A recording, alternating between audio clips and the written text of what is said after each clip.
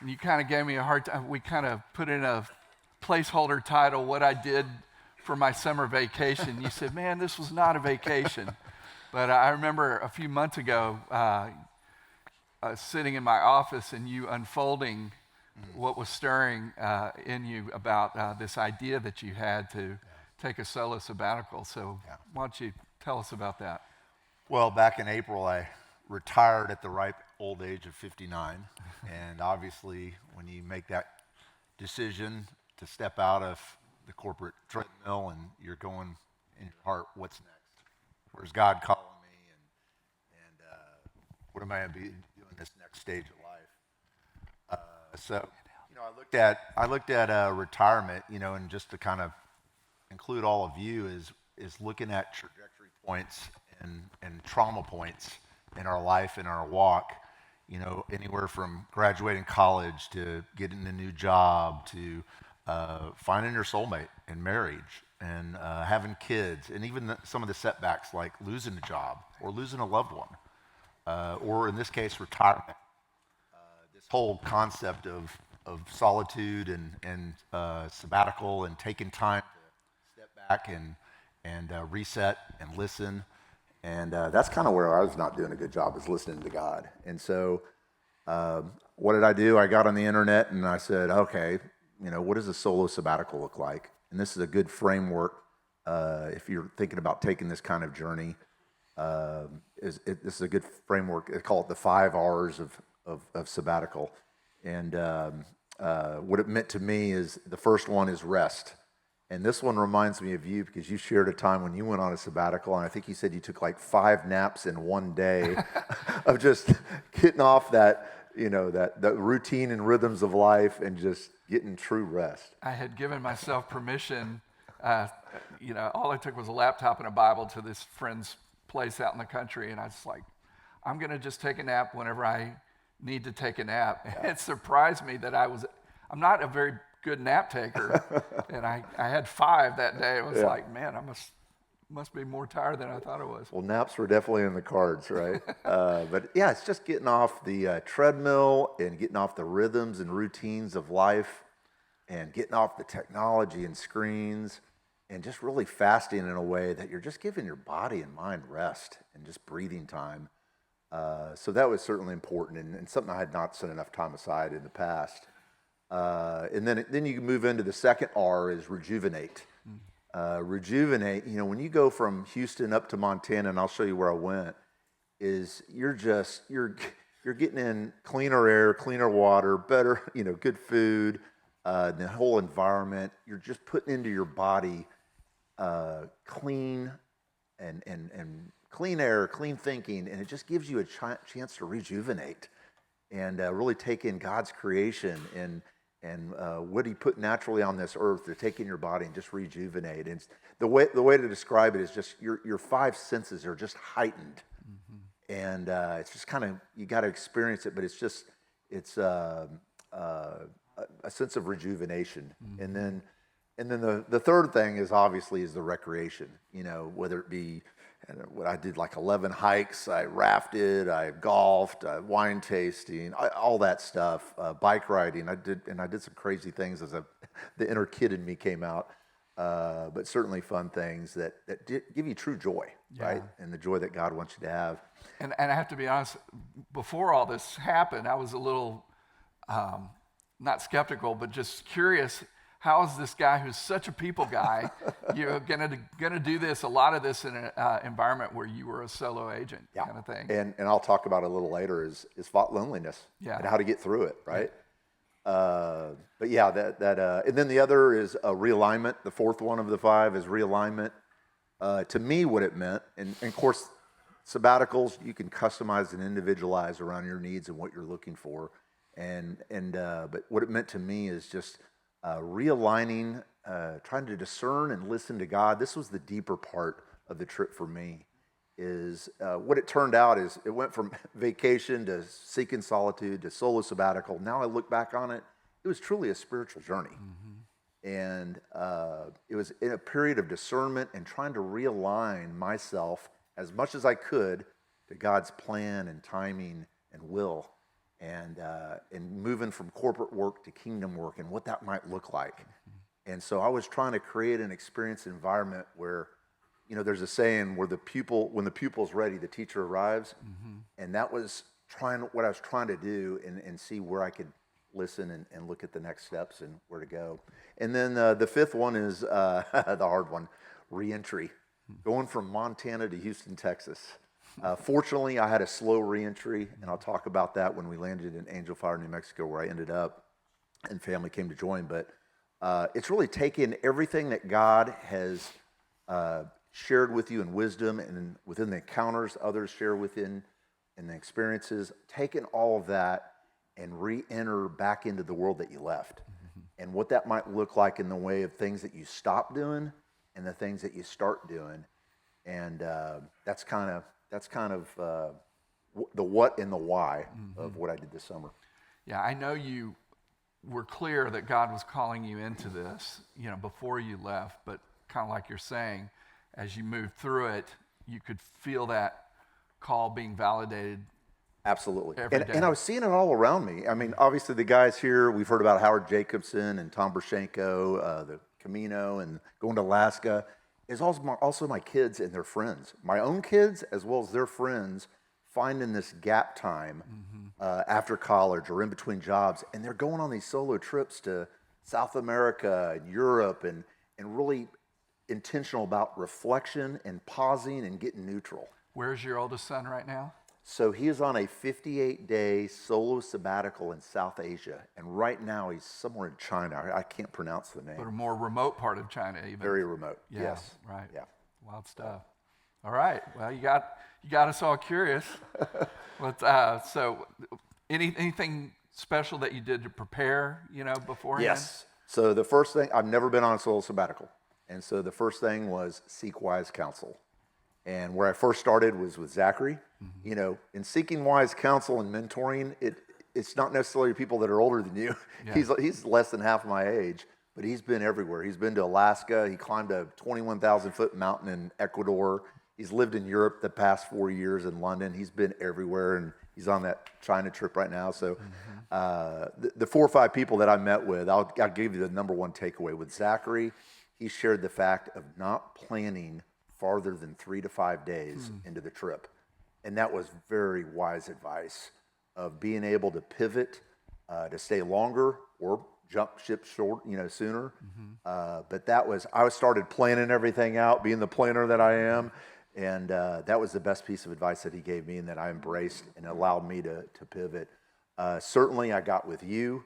You really helped me dig deeper on the why. And that really led me to the 5 R's and digging deeper, especially on that realignment and discernment and listening to God where I was failing to do. And I'll share a story at the end where that really came true to my heart and what I ended up doing. So visited with you. You've obviously been on sabbaticals. Next was Clay Brown. We met over at Movable Feast for lunch, and Clay shared a lot on his sabbaticals. His main takeaway was have a spiritual guide as you go through this process. And I was like, what could that be? And the answer, God led me to the next answer. I sat down with Alf. We met over at Belong and had lunch and talked about his sabbaticals. And what he shared with me was truly my spiritual guide. So he wrote a paper or journal on his way to getting his doctorate. And it's titled The Travel That Transforms Journal, Equipping Individuals and Groups to Grow Spiritually as They Journey Physically. Readings to provoke thought and trigger action. And so how this journal is set up, it's set up 7 days before you go on the trip, 14 days while you're on it, and you can move it around based on the trip length that you have, and then 7 days of reentry. And it's set up so beautifully in the way of he has stories and quotes from authors and his own readings, and then he has verses, Bible verses, and then he has 4 or 5 questions for each day that cause you to look and reflect in your own heart, but also in the experiences and encounters that you're having as you travel. And it's kind of like what Tom Brashenko was talking about on the Camino last week, of having that inward travel and that outward travel and that whole learning experience. Yeah. So that was certainly helpful. And then finally, Alf pointed me to Mickey Bernisa, a member here at MTPC. Mickey's probably 3 or 4 years older than me. I mean, he has traveled more than anybody I know. But he had gone on 2 cross-country trips across the United States on a bicycle, 3,800 miles each trip. And so, and he told me he was not going to draft behind anybody. He wanted to do it by himself. And he was riding for 2 very important causes. First and most important, he lost his son, 15-year-old son, in South Africa in a hike. So a horrible loss, but riding in his honor. And then also riding and fundraising for, I think it was Public and Service Association tied to the George H.W. Bush Library up at A&M. Cool. But Mickey was able to. Mickey also had Alf's journal and paper and shared that with me, and that was help. One of the things I took away from Mickey was the saying, "Embrace the suck." And what that meant was when you come across a challenging time or something unexpected, is what you learn from it, who you meet, how you're transformed, and embrace the suck. And certainly hit some challenging times on my trip. Words of wisdom for all of us. Embrace the suck. All right, so let's talk about what you did, where you went. Yeah, so what I've done is I've put together, the last thing I want to do is get up here and show you pictures and say, hey, look at me, here's the travel I went on. Like the old slideshow. Let me show you my slides. Right, let me show you my slides. What I did is I took, basically took Alf's journal that he wrote and overlapped it to the experiences that I had and tried to tie it into a picture from my trip. Great. And kind of, so each slide that I walk through, I'm going to give you a takeaway from that I kind of learned and experienced and really looked at wisdom that I gathered from the paper, from people's encounters, the experiences I had, and hopefully those are some good takeaways for you guys as it relates to this kind of travel. So we can start on the, I guess, is it the big button here? Yep. Yeah. Can't miss. So that's, and I'll read from, this is probably one of my favorite hikes. This is Glacier on the left and Arches National Park outside of Moab, Utah on the right, my 2 favorite pictures. Yeah. But the takeaway here, and this kind of revolves around the concept or differences between touring and traveling. In touring, for the most part, a tourist goes and comes back unchanged, is passive, expects things to be done for them. They basically take a pleasure trip. And those are good. But a traveler endures risk, uncomfortable challenges, and ultimately personal growth. Traveling is an adventure into an unknown and transformative in nature. So this is where I went, flew up to Kalispell, rented a car, drove it about 2,800 miles all over the place. I was intentional about picking places I'd never been before. Yeah. So started in Montana, drifted down to Utah, through Idaho, hit Bozeman along the way, and then bounced around Utah and Colorado, and finally landed in Angel Fire. But this, from this is the takeaway, again from the journal of paper. Novelist John Gardner once generalized that there are only 2 plots to all the stories ever told. 1, a stranger came to town, and 2, someone went on a journey. The Christian faith and this sabbatical, I would argue, are both journeys that can include both plots. Faith and sabbaticals can represent both inward and outward travel, what I mentioned earlier. So this is my first day. There's my sled car that I drove around. This is in Karam. This is on the, the west side of the entrance to Glacier. But my daughter challenged me as I go through and had encounters with people, as I had conversation, to eventually ask the question, what is the single best piece of advice you've been given in your life? And so this was a great exercise for my learning, and I'd reflect back to some of the things I got from others to the people that are asking the question. So it was a mutual learning from experience. But Hayden already gave away the answer. The most common response I got was being present in the moment. And I dug down further when I heard that. Probably 75% of the responses came down to that. And I started asking additional questions of what does that mean to you, being present in the moment? And it was a lot what Hayden was talking about on the front side of just having those heightened senses, just reflecting, resting, and really discerning and listening to God. Yeah. And that was certainly important. So the takeaway here is a traveler will seek the locals, take appropriate risk, strike up meaningful conversations, get off the beaten path, and don't strive to avoid the natural pain and suffering of the process. There is noble suffering common to the transformative traveler. So this was like your new Galleria. Yeah. That's an inside joke, but you had this habit of being at the Galleria to eat lunch and taking the risk to ask people if they were eating lunch with somebody, and then you would sit down with total strangers and have lunch with them and engage in conversations that you couldn't have possibly imagined. Right. And I think the favorite question I asked when I got to a level of comfort and chemistry there was, hey, what's your biggest challenge going on in your life? And that was learning. But we'd both ask questions back and forth, a good learning experience, yeah. This is Stupid Me in Lake McDonald. So rent a kayak, go out on this beautiful lake, again, just on the west side of Glacier. Mm-hmm. And the kayak, the owner said, hey, look for the bald eagle nest in the bald eagle. And so I'm rowing around looking for where he told me to go. And this other guy in a kayak's coming my way. And I said, hey, have you seen the bald eagle nest or the bald eagle? And he goes, well, outside of the one that's directly above your head, no, I haven't. And so the takeaway from this is it's not that we don't look, we overlook. The intention, let's see if I can say this right. The intention of attention and the quality of the curiosity separates the traveler from the tourist. So, yeah, that was fun. Now this is, I don't know if you've heard about Going to the Sun Road, one of the most beautiful roads that take you from one side to the other on Glacier. This is back when I was talking about loneliness. This was the farthest away I'd ever been from home in the United States by myself on the other side of Glacier in this motel in St. Mary's. And I basically, yes, it was a time to listen, a point of reflection, but it was like I looked to what I was leaning on to get me through that time. And it was certainly journaling. It was walking through the devotional, the questions from the paper.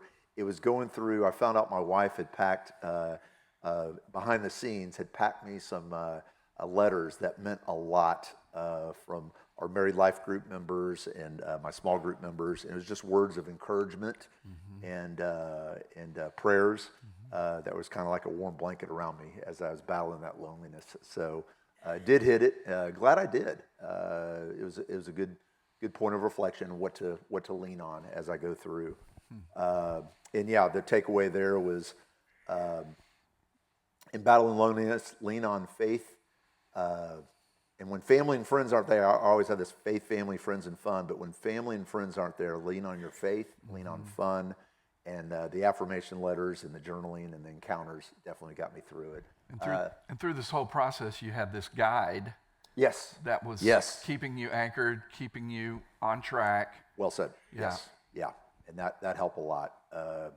And just reflecting on the questions that were making me search, this whole theme on asking the right questions. Some of the questions are the ones of your own heart and asking God, and then obviously the personal encounters you have along the way. Well, and you brought up what I think is another R word that I don't think we're part of the five, reflection. Yes. I mean, and that's something that we just don't do well as Americans because we've got so much. We're so busy. We're going 90 miles an hour. And we're tethered not to so many things. And kind of you need to get away sometimes to cultivate that ability to fall into that mindset. I think it'll play this is the Going to the Sun Road. It doesn't do it justice, but it's absolutely beautiful. And if you haven't been to Montana, this is a must do. Just, again, God's creation, God's country. And let's see, where am I? So next up is the big hike. This is where one of my greatest fears is the big grizzly bear. So Grinnell Glacier hike and the Highline hikes. The Highline hikes off of from the top near Logan Pass, but Grinnell Glacier. So get this, we start on the hike. Got my bear spray. I got this big knife I bought on Amazon. Looked like Grizzly Adams. It was my comfort blade, but I had my bear spray, and the top 20% of the hike was closed that day one of the game wardens said they had to close it because there was a carcass on the trail and there was aggressive grizzly bear activity. So this is how I start my hike, facing one of my great fears. I don't know if y'all have seen The Revenant or that movie with Alec Baldwin. I forget the name of it, The Edge, I think. Scary scenes, and so that's replaying. And as I'm starting up this challenging hike, it's probably about 10 miles, a lot of elevation change, but beautiful scenery. And yeah, it was facing one of my fears. Hopefully it wasn't a human carcass. No. So let's see. I found, this is one of the things I found out was solitude got a bad name. And my friend Steve Murphy, he reminded me during COVID, that was forced solitude. Optional solitude is definitely an asset and something to focus on as part of your routines and as you go through those trajectory points. And something that you have to practice to get good at, I think. Yes, absolutely. You know? Yeah, not perfected it and want to do more. But I found solitude got a bad name. Voluntary solitude helped me prioritize and respect the time with our Creator and His amazing creation. So a big takeaway. But yeah, met the bear. This is going to be a bad video. This is about 100 yards away. You'll see in the center of the video the big mama bear that climbs over and how big it is. And right behind mama bear was probably a medium-sized cub. They were both foraging for berries. That was 100 yards away. They came up to about 15 yards away from us. And so there was about 20 of us that had bear spray that would have probably killed the bear and killed us. But yeah, on the grizzly bear and battling fears, I lean on Proverbs. Trust in the Lord with all your heart and lean not on your understanding. In all your ways, submit to Him and He'll make your path straight. And as a backup, have some bear spray and a knife. So that's the bear. And then dropped down to Bozeman, hiked the M Trail. That was probably the hardest for the distance. It was a half mile in distance, but 1,000 feet elevation gain. So it was a lot of scrambling. This was a picture. I sent these pictures to my wife saying that I was fasting from her good cooking. So I had the hungry man. I couldn't get that song out of my mind. Pot pies and kind of fasted. But what I was also fasting from, and why some of the loneliness creeped in, is I was fasting from technology, and I was also purposely fasting from talking with family and friends. And that was hard, but it was meaningful to get that time and that space and that margin to reflect. And then, of course, yeah. So how did that benefit you? Because you're very connected with your family, and Yeah. Well, one, it gave me a whole new lens of gratitude and appreciation for those relationships and what they meant to me.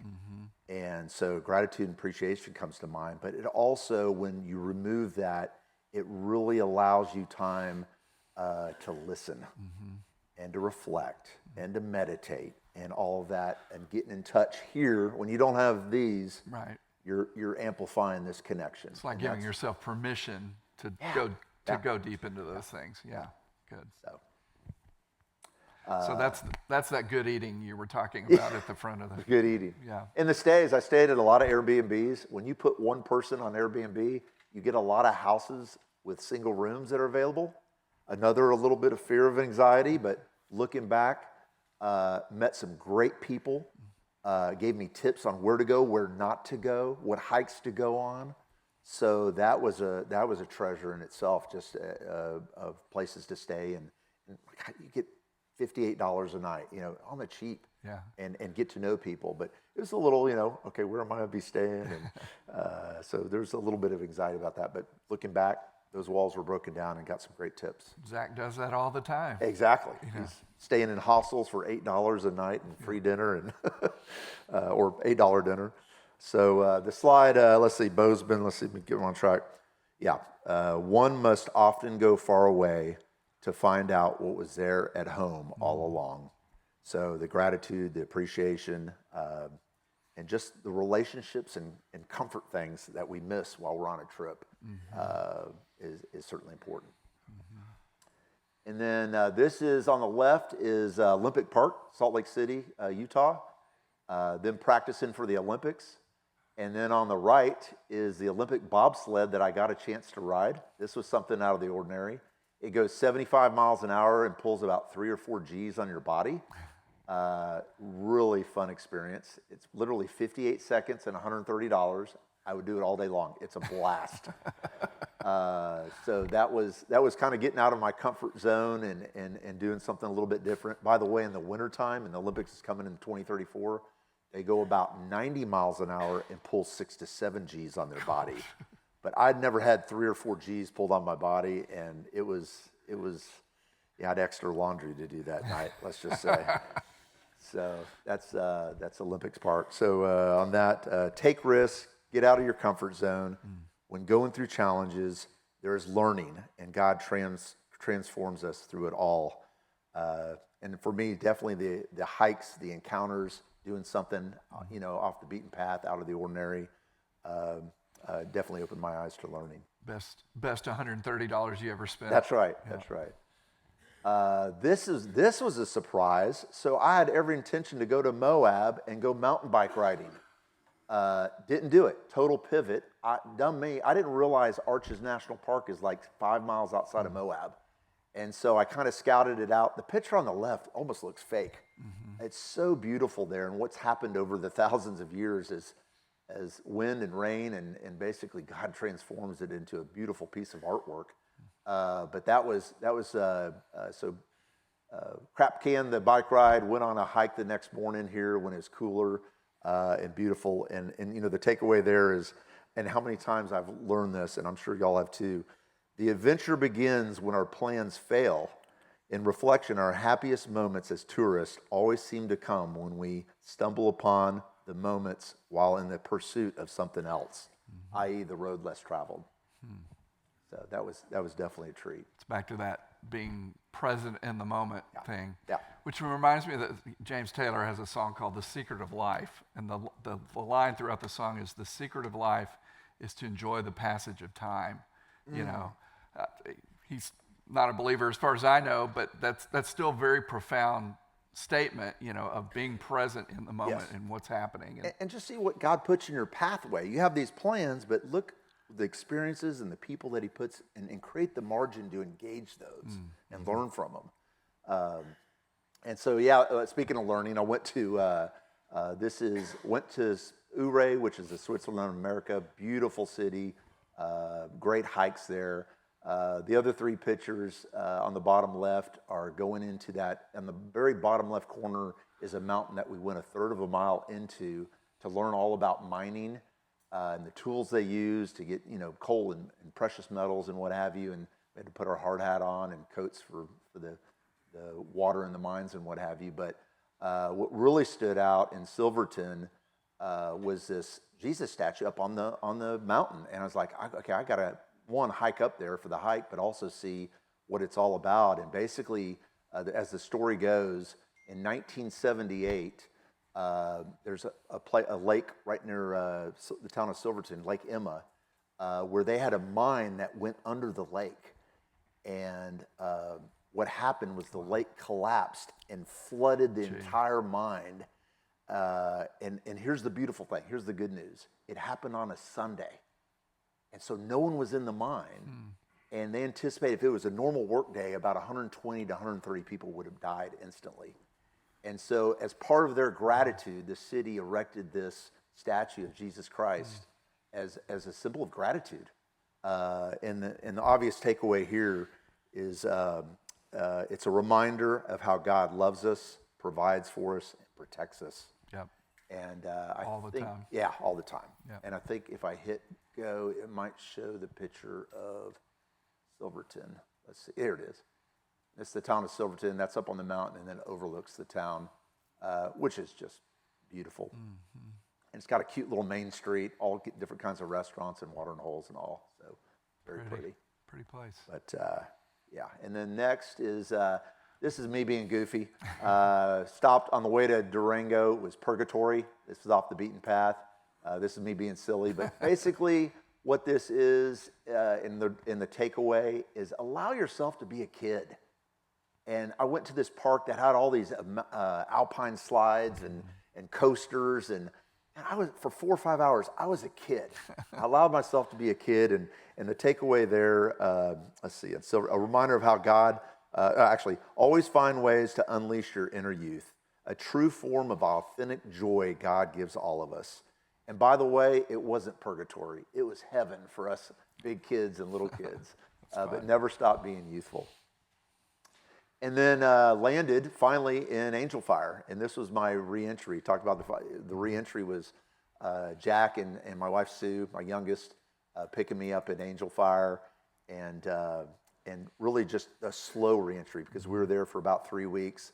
They were there first, then my brother's family came in, and it was just a great way for slow reentry, and definitely the takeaway there is just missing, family and just that slow reentry and taking what you've learned and sharing it with others and just paying it forward.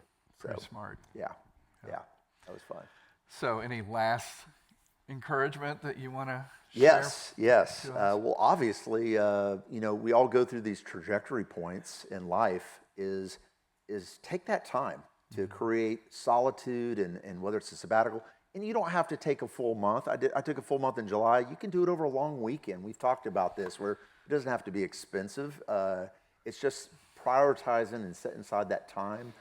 I was going to ask you, what would you say to people who don't have the luxury of taking a month off right now in their current stage of life, but you can still have a little mini sabbatical. You can even have mini sabbaticals for an hour, even 5 minutes of your day sometimes. Yeah. It's important to prioritize it as part of health, and as you learn and reflect and really just see where God's calling you next. And that's really one of my takeaways. Is that realignment is how was I not listening to God? How did I listen to God on this trip, and what was my big takeaway? And so when I first retired, silly thing, went to an AI engine. I was trying to look at, okay, where's purposeful work that God's calling me?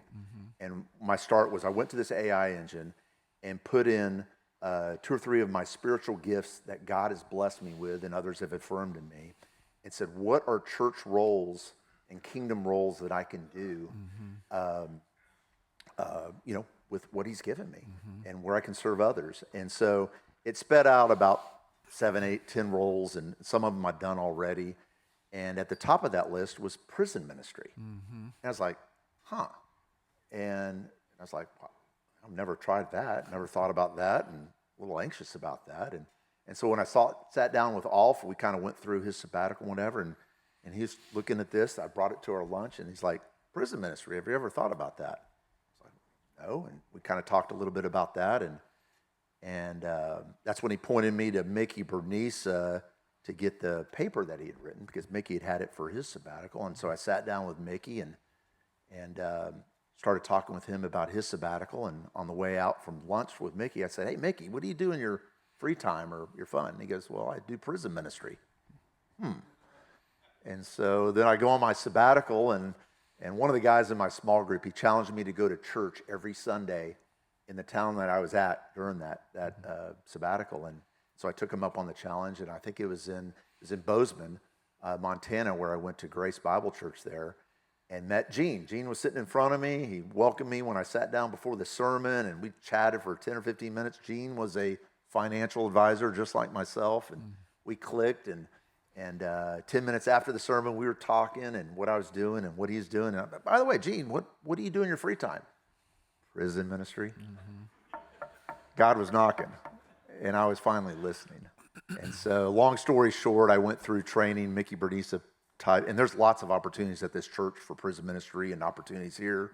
Mickey told me about the story, and they have a program called Jubilee, and I went through training and had the weekend. It was just a eye-opening experience. I can go all day long, but it's something I embraced and leaned into, listened to God and followed the nudge. And what I wanted to end, and I want to spend a little more time on that, but what I prefer to do is I want to honor someone today, and that is Lee McElroy, who we lost recently. Lee lost the battle with cancer, but she won the war on eternal life. And she just had an amazing gift, where she touched many hearts, I'm sure, in this room, and touched my heart with her teachings and the gift that God gave her and how she shared that. She was such a special person. And I want to kind of also all read from her book at her service, and I thought that was a great idea to finish and wrap up this share. This is from Lee's book, The Beautiful Ache, Finding the God Who Satisfies When Life Does Not. And I'll read from the back of her book. Lee kind of sets it up on the journey through hardship as a spiritual one, emphasizing how experiencing aches and longings can draw a person closer to God. And she writes, let me put my glasses. You old geezer. I am an old geezer.